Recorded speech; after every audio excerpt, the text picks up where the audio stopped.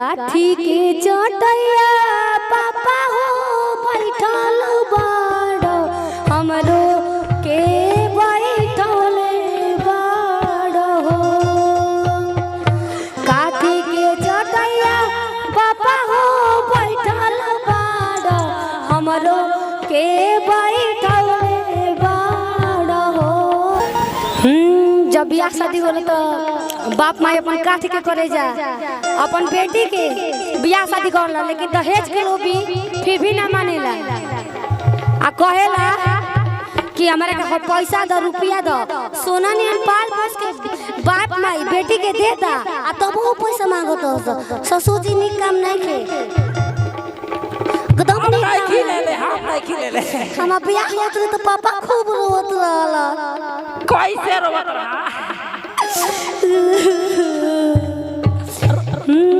काठी के चटैया पापा हो बैठल बाड़ो हमरो के बैठल बाड़ो काठी के चटैया पापा हो बैठल बाड़ो हमरो के बैठल बाड़ो काठी के करे जा पापा हो बनौले बाड़ो हमरा के भी सरत रहो।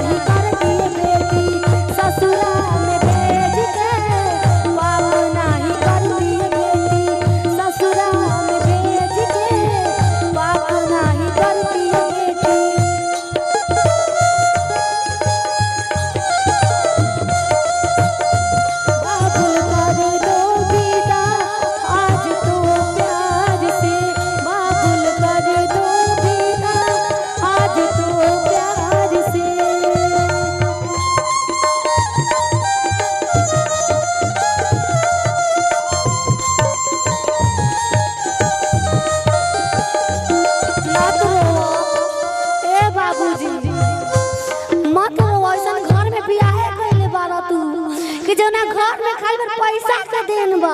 पैसा रुपया रही तबे बेटी के मान मार जात बा। पैसा रुपया ना रही तो बेटी मने कुछ ना। बियाह कर देला तू।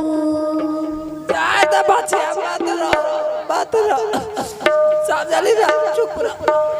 कैसे चुप रही? बेटा भाई रहे तो पूरा मोरा डीजे सीजे बजैले रह। अरे भैला को बेटा बाजे असुरा हो बजनवा। अरे बेटी भैला पटूटे मनवा हो बोला काहे। अरे भैला को बेटा बाजे सोरा हो बजनवा।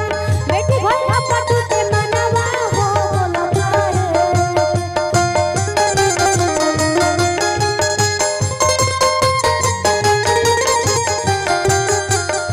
बगर भे में मारो जाता जनवा हो बोला काहे।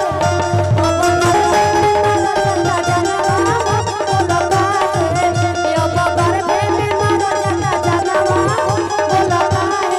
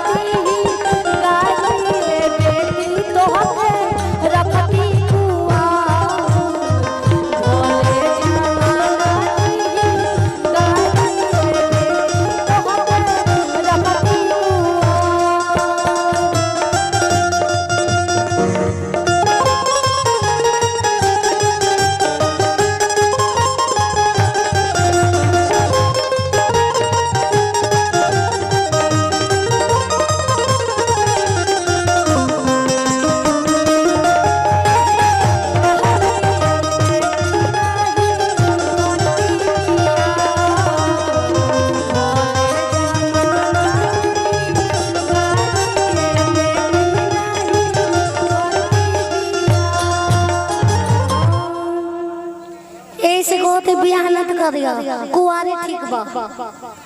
ओए जय माता दी पोस्टर जी।